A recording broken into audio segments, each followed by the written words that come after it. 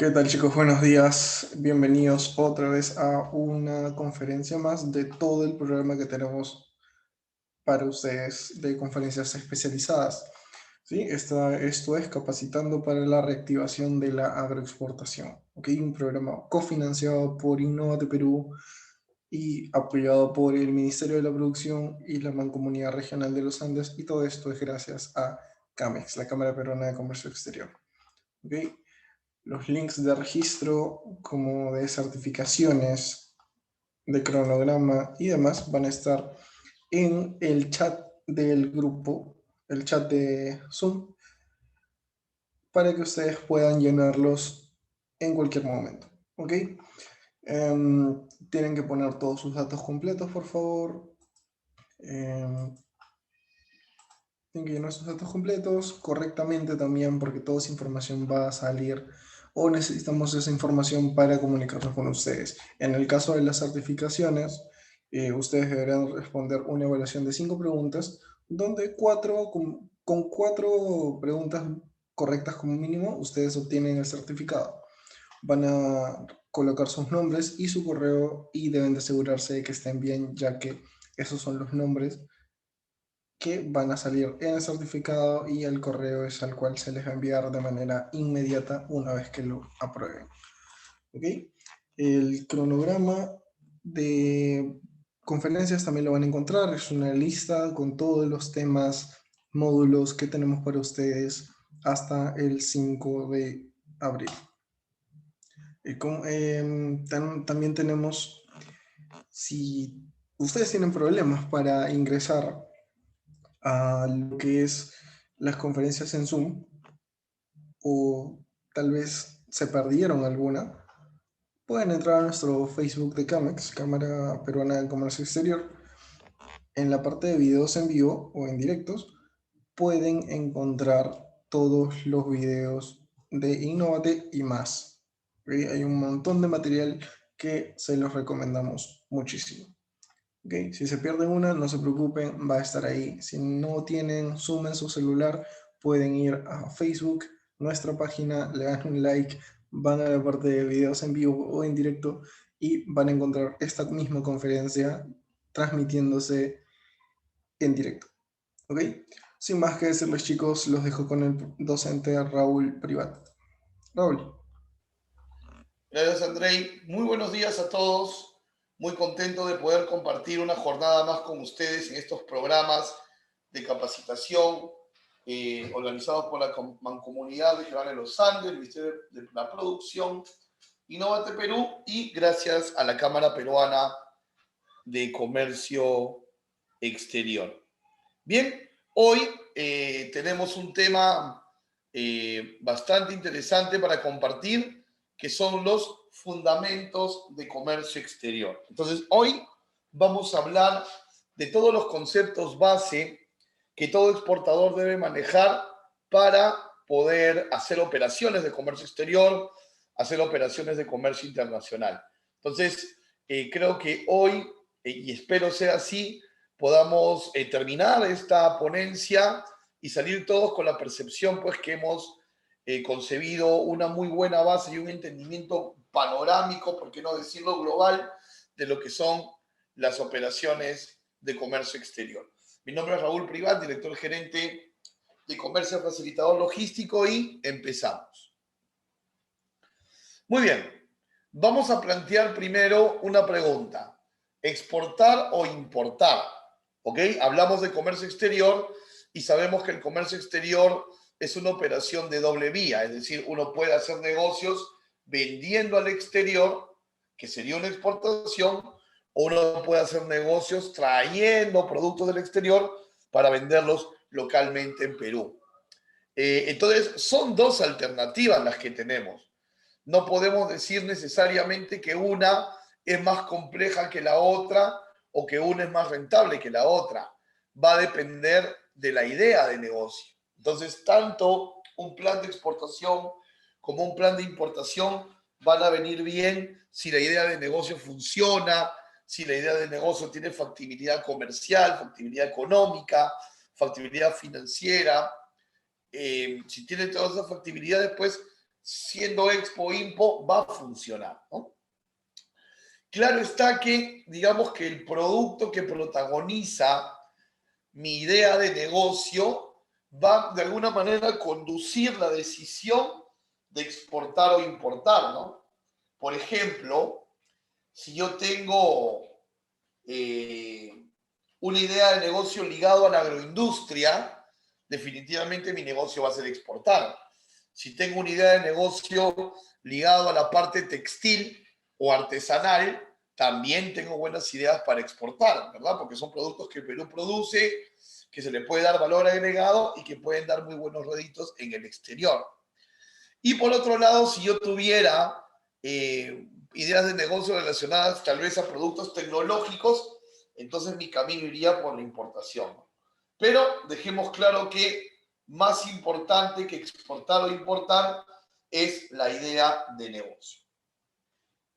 Ahora, como vamos a hablar de los fundamentos del comercio exterior, es importante dedicar algunos minutos de la ponencia de hoy a ver cómo hemos manejado el comercio exterior peruano en el contexto de la COVID-19, ¿no?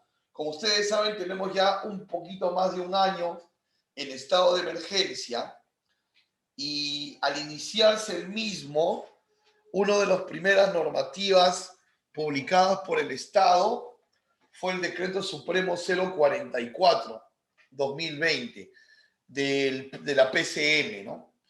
Y era muy clarísimo ese documento, ese decreto, y nos decía que las operaciones de comercio exterior están garantizadas.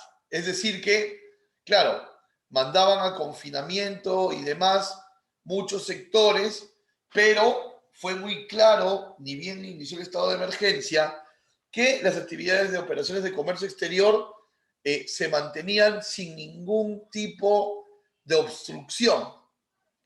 Y esto va de la mano con el artículo 3 de la Ley General de Aduanas, ¿no? Que considera a las operaciones de comercio exterior como esenciales para la actividad económica del país. Entonces, el comercio exterior peruano no paró. Pero es interesante también comentarles cómo este decreto supremo del Consejo de Ministros fue ganando en precisión para poner el terreno con mayor certeza para aquellas empresas que querían continuar sus exportaciones e importaciones y que lo hacen hasta hoy, ¿no? Y entonces aparece ahí nomás a los 2 días una resolución ministerial 0232 del Ministerio de Transportes y Comunicaciones que te especificaba qué tipo de empresas relacionadas al comercio exterior podían laborar. Aquí está un poquito la parte visceral de esa resolución, ¿no? Y aquí, para resumirlo, estaban todos los operadores logísticos. Entonces quedó claro que todo operador logístico ligado a la carga, ligado a la aduana, ligado a la inspección, al manipuleo, podían laborar. Pero se olvidaron del más importante, del que prende el primer motor, del que da el pitazo inicial, si queremos llevar al fútbol el ejemplo, ¿no? ¿Quién era? El empresario, el exportador, el importador. Entonces era necesario que la resolución ministerial 0232 mute a una mayor especificación y se crea la resolución ministerial 0238, donde pasan de mencionar 15 agentes económicos a 31 agentes económicos, fíjense. Y entre ellos, obviamente, el exportador e importador, al que se le permitía hacer labores de carga y descarga en sus locales y transitar, obviamente entendiendo que ese tránsito tenía relación con la parte operativa, ¿no? Entonces, en conclusión, y para ver lo importante que es el comercio exterior para nuestro país, desde el inicio del estado de emergencia a hoy y de aquí para adelante, siempre el Estado buscó garantizar las operaciones de Expo y de Impo. Entonces, aquel exportador que pudo mantener su mercado no dejó de exportar. Aquel importador que pudo mantener su mercado no dejó de importar. Aquellas personas que fundaron emprendimientos propios durante la pandemia pudieron comenzar a exportar. Aquellos que fundaron empresas importadoras durante la pandemia pudieron empezar a importar. Entonces, el Estado nos mantuvo siempre activos en el tema del comercio exterior, ¿no? Claro, algunos bemoles definitivamente, ¿no? Por ejemplo, el tema de el cierre de los aeropuertos hizo que se disparara el flete internacional aéreo de carga, ¿no? Porque las mercancías en tiempos normales viajaban o en aviones de pasajeros o en aviones de carga. O sea, la logística internacional aérea subía las mercancías tanto a vuelos de pasajeros como de carga. Pero, como sabemos, al cerrarse las fronteras, entonces, definitivamente, ya no podía tomarse vuelos de pasajeros y solamente se limitó la oferta a los vuelos de carga, ¿no? A los vuelos de carga, que tienen menores frecuencias. Entonces, al reducirse la oferta, obviamente el flete va a subir, ¿no? Y se empezaron también a dar alianzas entre aerolíneas, digamos, una aerolínea sí un tramo y otra otro tramo, ¿no? Y en realidad, en la actualidad ha mejorado un poco, se ha masificado un poco la oferta, pero todavía tenemos pues algunas rutas cerradas, ¿no? Por ejemplo, aquí les comparto algunas fotos donde ya se tuvo que llegar a las soluciones relacionadas con cómo hacer para no frenar el transporte aéreo. Fíjense, ¿no? En el asiento de los pasajeros llevar carga, o sea, utilizar esa capacidad instalada que no podía llevar pasajeros por las restricciones, ¿no? Fíjense. Ahí están los despachadores de vuelo acomodando los asientos del avión, la mercancía, inclusive en esos decks donde normalmente ponemos nuestro equipaje de mano, ¿no? Entonces, reinventarse, ¿no? Creo que esta palabra la hemos utilizado mucho, pero sí es verdad. Y la aerolínea no fue ajena a esto, ¿no? El tema marítimo no se perjudicó tanto en el tema de las rutas, porque obviamente, digamos que los barcos cargueros sí mantenían su operación porque no trasladaban pasajeros, solo manejaban tripulantes, ¿no?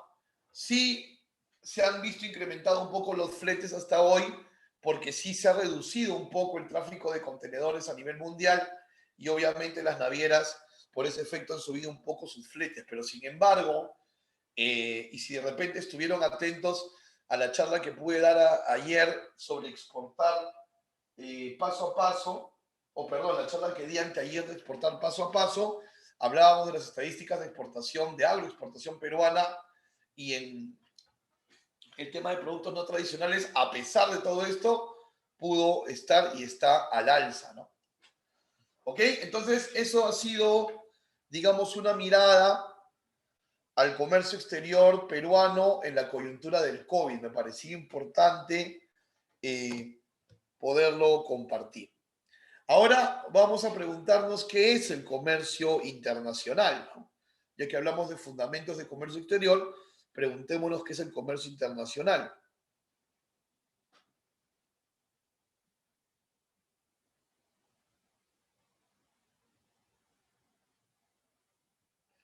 Podemos decir que el comercio internacional es un intercambio, ¿correcto? Un intercambio. ¿De qué? Un intercambio de bienes y o servicios entre un vendedor que es el exportador y un comprador que es el importador, ¿no? Se da el intercambio.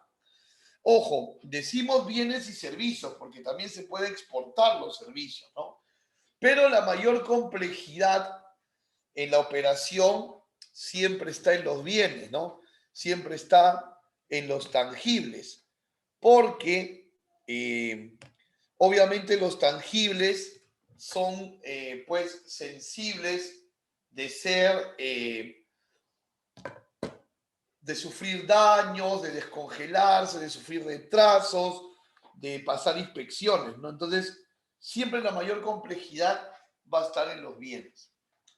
Comercio internacional, intercambio de bienes y o servicios a cambio de dinero, ¿no? Entre un agente que lo vende, que lo vamos a llamar el exportador, y un agente que lo compra, que vamos a llamar importador.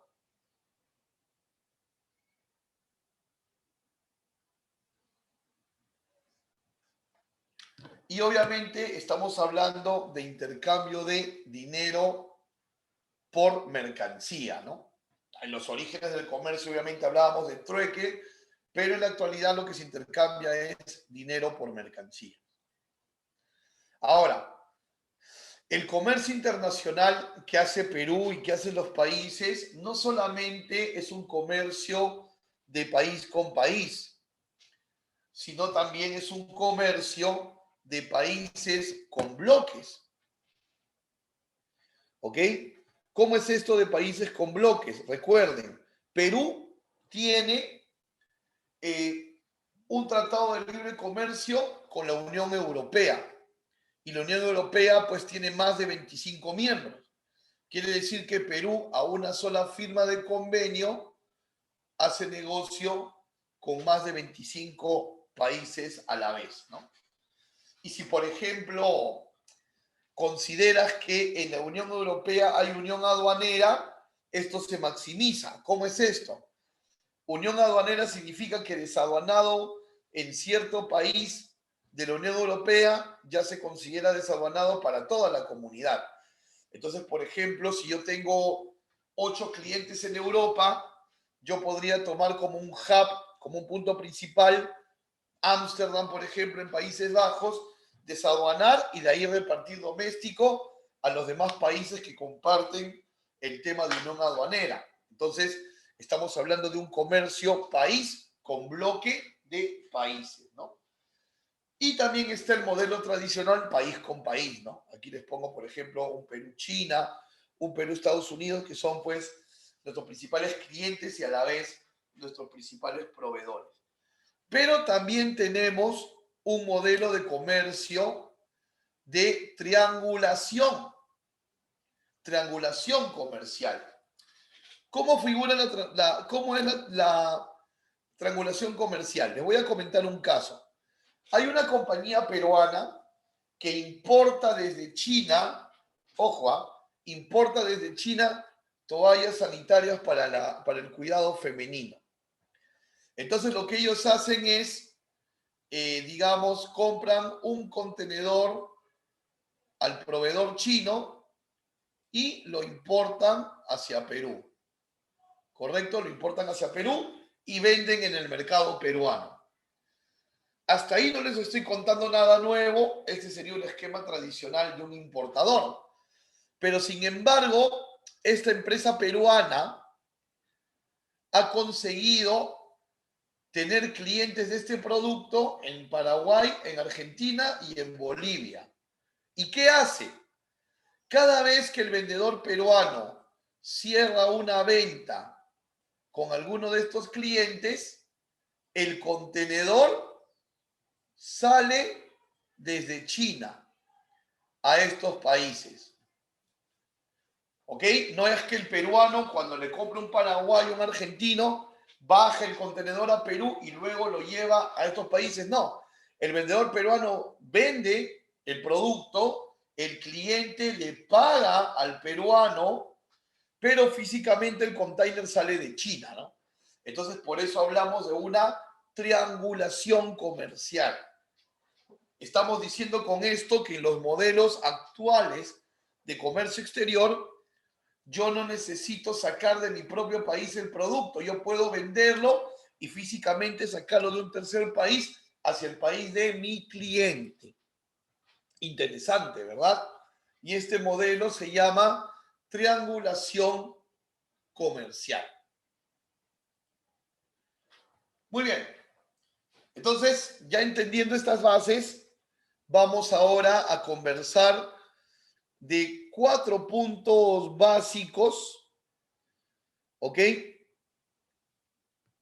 4 puntos básicos de la operatividad del comercio internacional para seguir formándonos en estos fundamentos, ¿no? Como bien hemos tenido a titular la ponencia de hoy, ¿ok?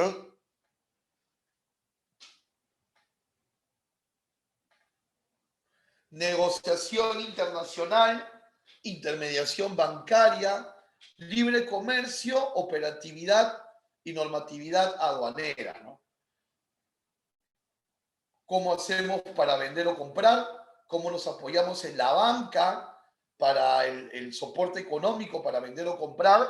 ¿Cómo nos beneficiamos de los acuerdos que hacen los estados para pagar menos aranceles? ¿Y qué normativas debemos cumplir? 4 pilares fundamentales para entender los fundamentos del comercio exterior. ¿Ok? Vamos hacia ello.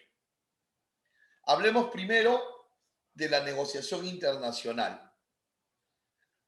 La base de la negociación internacional entre un vendedor y un comprador son los Incoterms. Seguramente ustedes han oído hablar de los Incoterms. Incoterms es por In es de International, CO de Commerce y Terms de Terms propiamente, términos de compra-venta internacional, ¿ok? Términos de compra-venta internacional. Hay personas que piensan que los Incoterms son leyes, pero los Incoterms no son leyes. No hay ningún decreto supremo en Perú, ningún decreto legislativo, ni nada que obligue a que un exportador peruano tenga que negociar en un Incoterm con un comprador internacional. Tampoco son normativas. Vamos a decir y afirmar, y en un momento más lo vamos a sustentar, que los Incoterms son prácticas usuales, prácticas comerciales, creadas ¿por quién? Por un organismo privado que es la Cámara de Comercio Internacional. Entonces, la Cámara de Comercio Internacional, en pro de velar por un comercio más estandarizado y de menos incertidumbre, ¿correcto? Origina pues estas prácticas comerciales que son los Incoterms. Sin embargo, permítanme comentarles que si bien es cierto los Incoterms no son normas, hay un esmero de parte del vendedor y un esmero de parte del comprador por cumplir con esta normativa.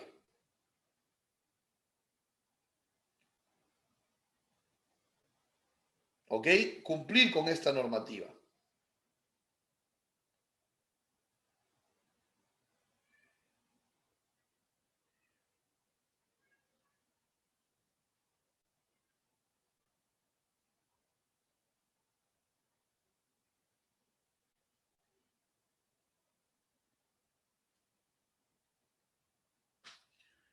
Entonces, ¿por qué hay ese esmero del vendedor y del comprador por cumplir con la normativa?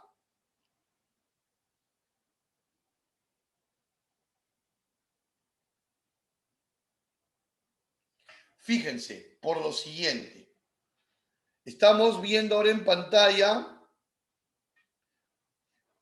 la Convención de la ONU sobre los contratos de compra-venta internacional de mercaderías.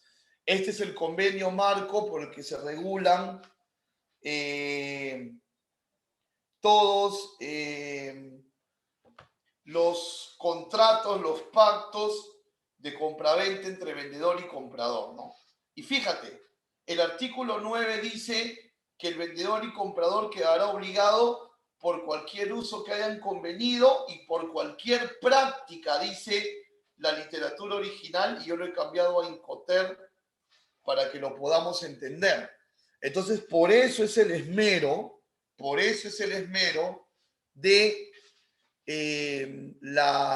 el vendedor y comprador de cumplir con su parte del Incoterm. Porque obviamente cuando el vendedor y comprador pactan reglas de mutuo acuerdo, tienen que cumplirlas, porque si no, pueden llegar a un laudo arbitral basado en este artículo. Entonces, de alguna manera, los Incoterms no son explícitamente leyes, pero la interpretación que estamos dando del artículo 9, de alguna manera lo vuelve así. Y no tiene que haber un contrato, simplemente la aceptación de la factura, porque dice que las partes pueden pactar tácitamente, o sea, no tiene que haber una evidencia, digamos, tan literal que diga contrato, ¿no? Sino que puede hacerse también simplemente con la aceptación de una factura, ¿ok? Puede hacerse con la aceptación de una factura.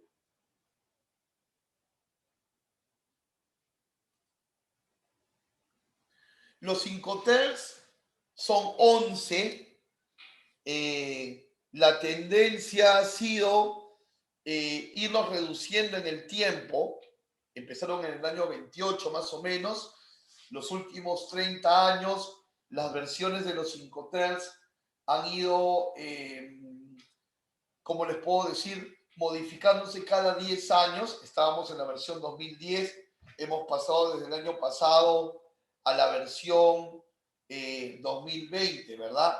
Entonces, así funciona el tema, ¿no? Tenemos Incoterms del grupo E, donde está un solitario Incoterm Export, donde el vendedor vende en su puerta, no hace ninguna logística. Están los grupos F y grupo C. En el grupo F la característica es que el vendedor vende y entrega en su país de origen. En el grupo C el vendedor entrega en el país de destino. Y en el grupo D, el vendedor entrega más allá de los puertos, ¿no? Obviamente, los Incoterms merecen todo un estudio aparte, pero de momento, como fundamento de comercio exterior, debemos entender que los Incoterms regulan la vía de transporte, la transmisión de riesgos sobre la mercancía, el lugar de entrega y los costos. ¿Qué significa? Que el Incoterm va a definir si va a ir aéreo o marítimo el embarque. El Incoterm va a definir hasta qué punto de la logística es responsable el vendedor y a partir de qué punto es responsable el comprador. El Incoterm va a definir en qué punto físico exacto va a entregar la mercancía el vendedor al comprador, y el Incoterm va a definir qué costos operativos asume el vendedor, qué costos operativos asume el comprador. Creo que bastante completo, ¿no? Por eso decimos que evita las incertidumbres. Lo que los Incoterms no regulan, ni van a regular, es las formas de pago, ¿no? Crédito al contado, adelantos, ya son temas de negociación en paralelo del vendedor y comprador, donde los Incoterms no tienen ningún tipo de asidero. Ahora vamos a mirar el protagonismo de la intermediación bancaria en las operaciones de comercio exterior. ¿Qué papel, digamos, tiene la banca, las finanzas en el comercio exterior? Vamos a mirar. Para entender el rol del sistema bancario nacional e internacional, primero permítanme comentarles algo. Todos sabemos que la moneda que más se utiliza en el comercio internacional es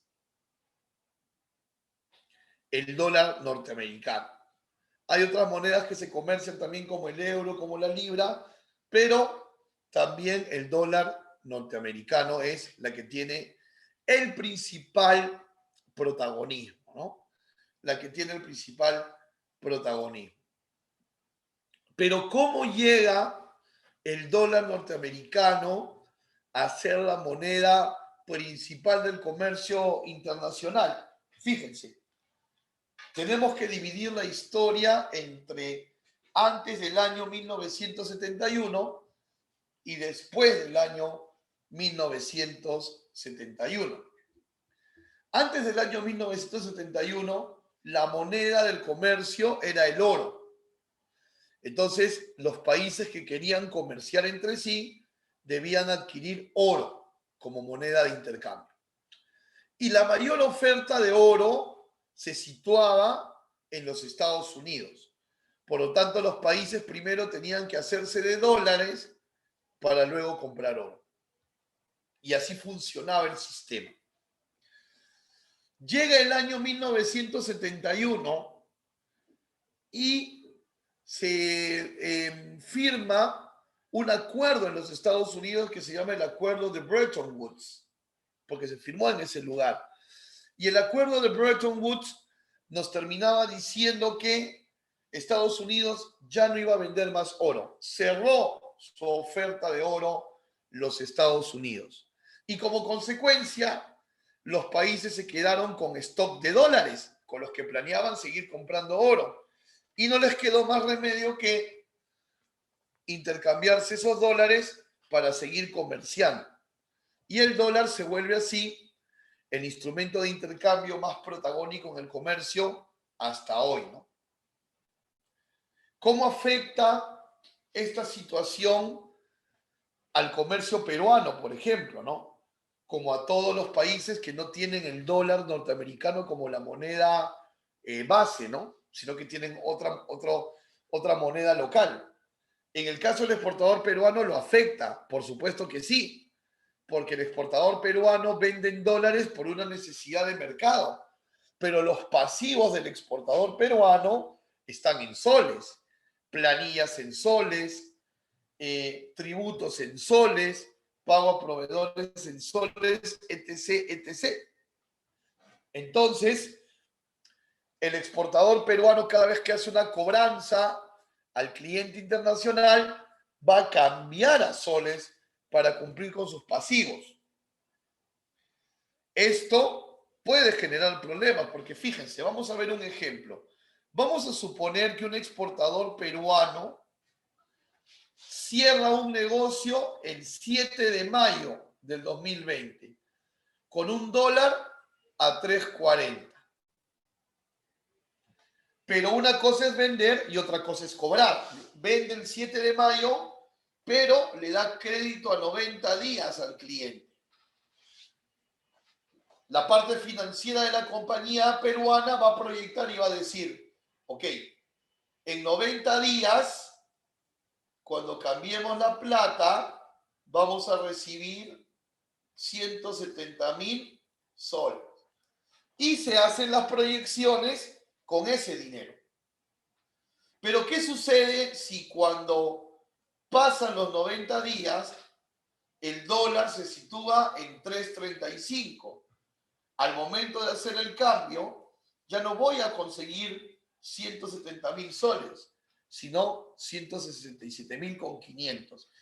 Hemos perdido, por una situación ajena a nuestra gestión exportadora, 2.500 soles.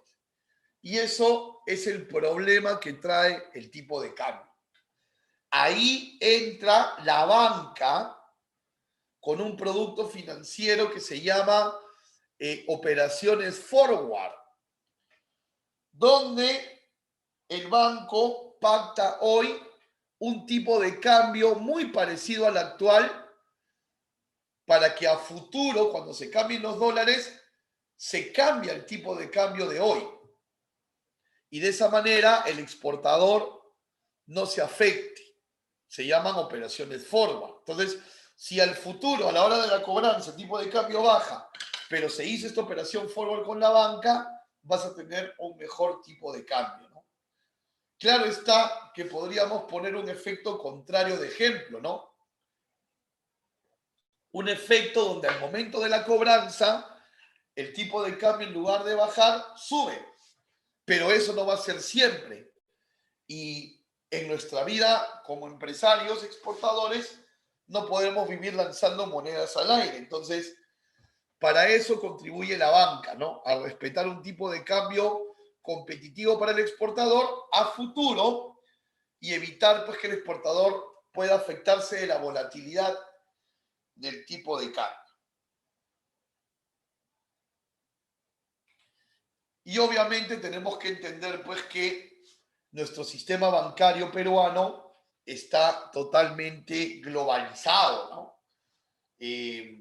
Digamos, para que un exportador peruano pueda acceder a crédito, es importante que el banco peruano tenga buenas tasas de interés para cobrar. Pero esto va más allá, ¿no? ¿Cómo funciona esto? O sea, ¿cómo llegan los dólares al exportador peruano? En primer lugar, los amigos de la OPEP,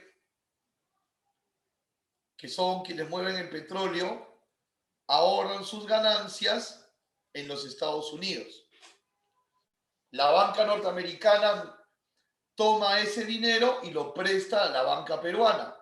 Y la banca peruana a la vez da crédito al exportador peruano, ¿no? Si hubieran problemas en la OPEP de reducción de ganancias por temas bélicos y demás, Estados Unidos captaría menos fondos, le prestaría más caro al banco peruano y el banco peruano obviamente más caro al exportador peruano. Y el exportador peruano podría quedar fuera de competencia.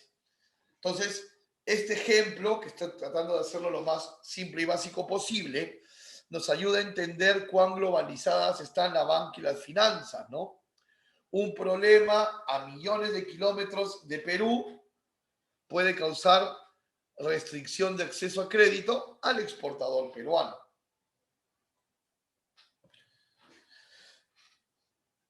La banca contribuye en el comercio exterior con muchos productos financieros, ¿no? Muchos de ellos no los conocemos porque no son muy publicitados.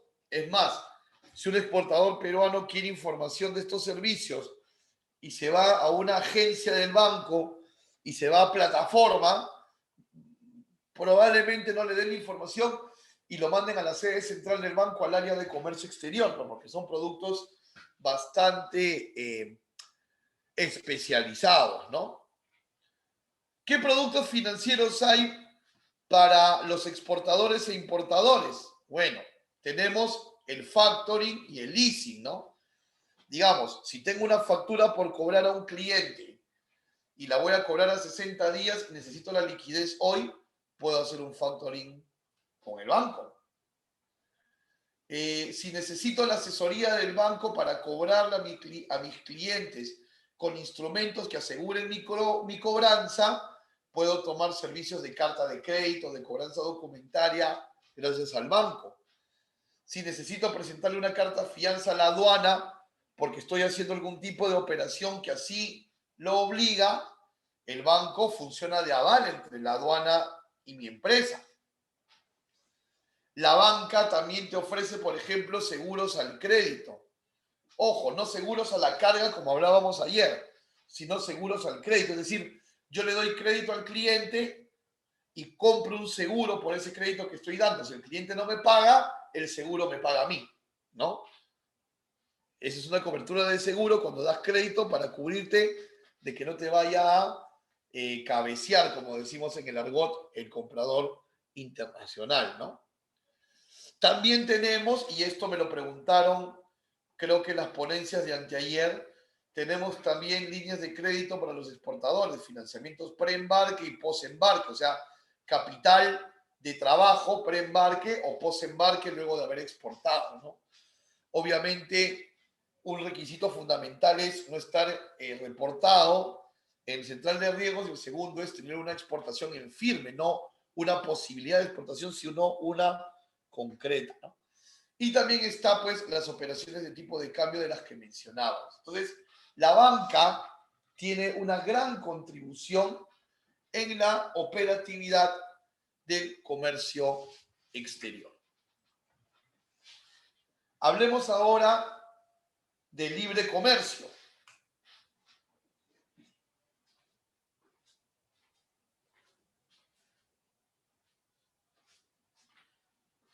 Cada vez que nosotros escuchamos que el Perú ha firmado un acuerdo comercial con un determinado país o con un bloque económico, es una buena noticia. Es una buena noticia. ¿Por qué? Porque se está creando una nueva posibilidad de llegar a un mercado y que el cliente internacional no tenga que pagar aranceles para poder hacer ingresar el producto peruano a su país. Y definitivamente para un cliente internacional va a ser atractivo poder comprar un producto peruano y que en su aduana no le cobren aranceles. Eso es lo que uno de los grandes beneficios, no el único, pero sí uno de los más importantes que dan los tratados de libre comercio, ¿no? Lo mismo podríamos decir de los importadores, ¿no? Los importadores pueden traer productos a Perú y no pagar aranceles, porque los tratados de libre comercio son de doble vía, se beneficia la exportación, se beneficia la importación, ¿no? En el caso de los exportadores, una de las grandes ventajas de acceder a acuerdos de libre comercio es que pueden acceder a más mercados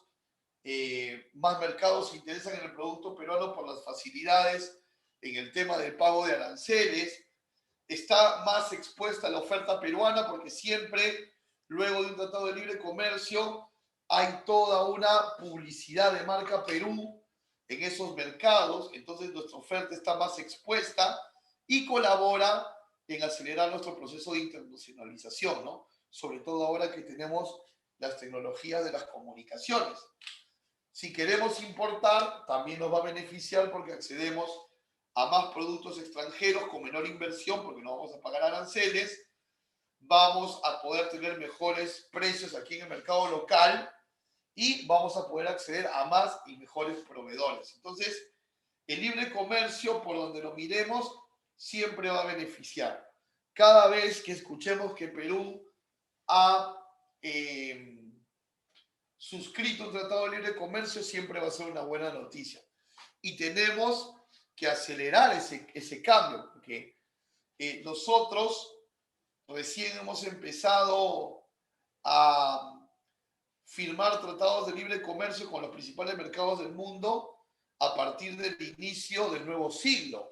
Y recién se han empezado a ejecutar desde el 2009, ¿no? Aquí vemos el primer embarque amparado en el TLC con Estados Unidos. Y fue hace poquito nada más, el 2009. O sea que nosotros hemos activado acuerdos recién hace 12 años. 12 años.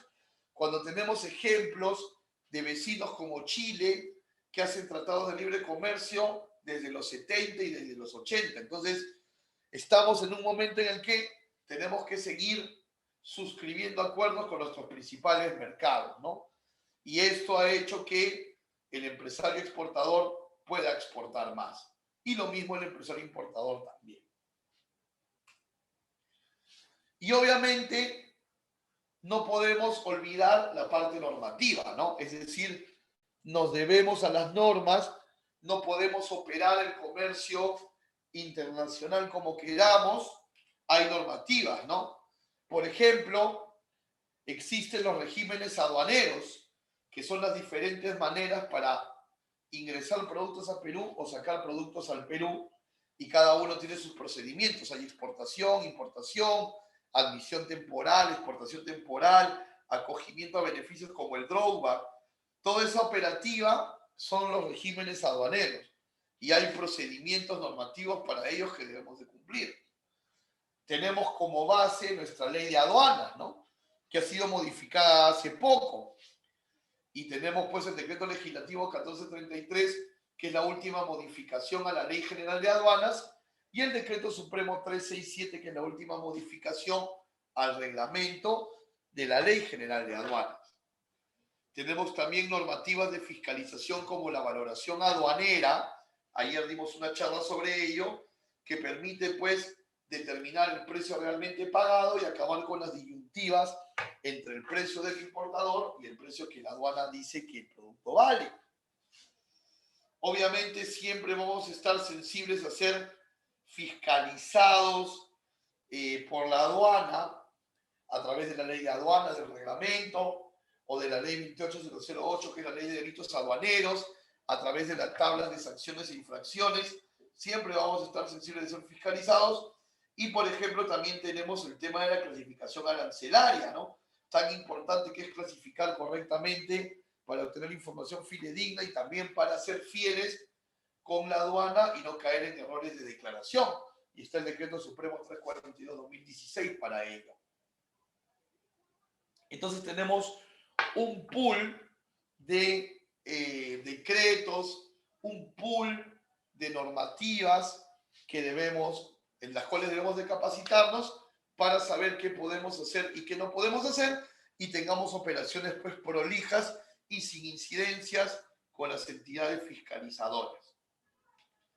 Y todo esto obviamente de la mano de los grandes aliados del exportador, que son los operadores de comercio exterior, como son las agencias de aduana, las agencias de carga, los transportistas aéreos, los transportistas marítimos, los almacenes, los courier, serpos, ¿no? Todos aquellos operadores que ayudan al exportador a poder desplazar el núcleo del negocio, que es la mercancía, y que ayudan a poderlo desplazar desde punto de origen a punto de destino con la mayor competitividad posible en el sentido de entregar bien y a tiempo, ¿no? Es más, ha habido toda una reconversión normativa para poder asegurar que estos operadores operen, valga la redundancia, con los mejores estándares de calidad para que la operación de exportación o de importación de los empresarios sea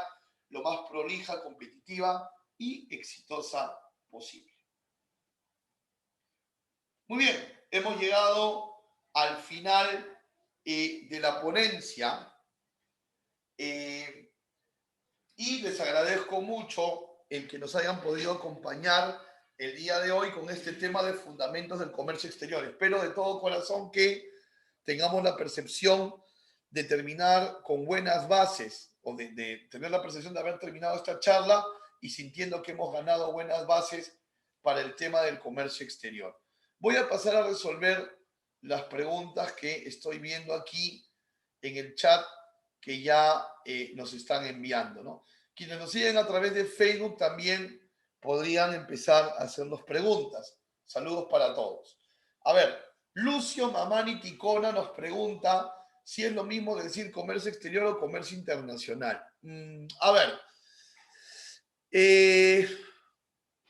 teóricamente, Lucio, se dice comercio internacional cuando se habla en general de las operaciones de exportación e importación.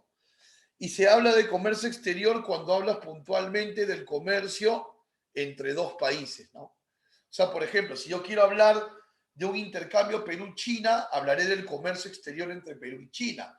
Si quiero hablar de un intercambio entre Estados Unidos y Japón, hablaré del comercio exterior de Estados Unidos con Japón.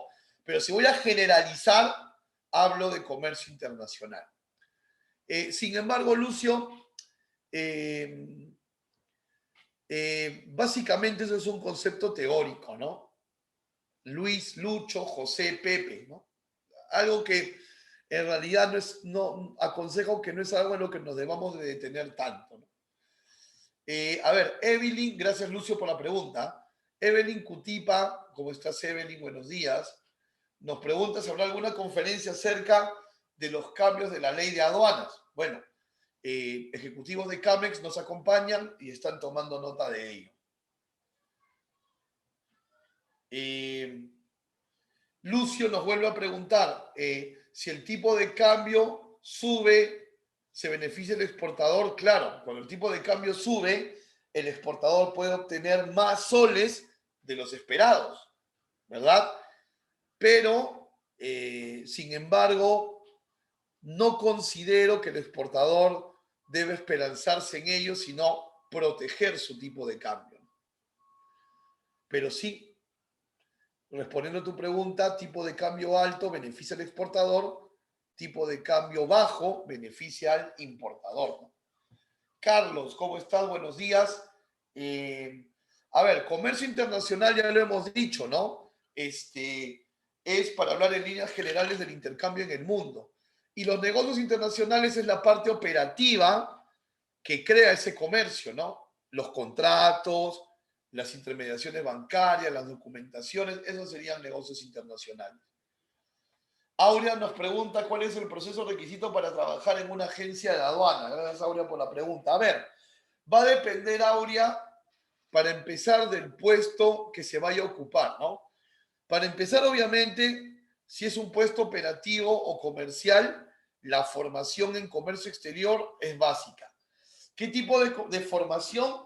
Ya las empresas, va a depender de las empresas. Algunas van a pedir título universitario, otras título técnico, otras de repente simplemente un diplomado. Eso ya va a depender de cada empleador. Pero formación de comercio exterior debe haber. Y lo otro es que depende del puesto para el que te vayan a contratar. Por ejemplo, si el puesto es para auxiliar de despacho, tienes que haber llevado previamente un curso de auxiliar de despacho y haber aprobado un examen de suficiencia. Pero si el puesto es para sectorista, para liquidador, para ejecutivo comercial, o sea, otro puesto que no sea el auxiliar de despacho, no se necesita ese examen de suficiencia. Entonces, puedes ir por esos puestos también, ¿no? Espero, Aurea, haberte orientado un poco más en ello. No sé si tenemos más preguntas. Me gustaría que nos dejen un breve comentario de qué tal les pareció la ponencia de hoy, si se dejó entender y les parece que ha sido información útil. ¿Ok? Tienen también ahí en pantallas mis datos en redes sociales. Podemos estar conectados por redes en Facebook, YouTube e Instagram. Me buscan como Raúl Privat Pando. Y también tienen mis datos de contacto en pantalla. ¿Ok? Muchísimas gracias a todos. No sé, Andrei, si tengamos algo más que agregar para dar por finalizado esta ponencia. Adelante, Andrei.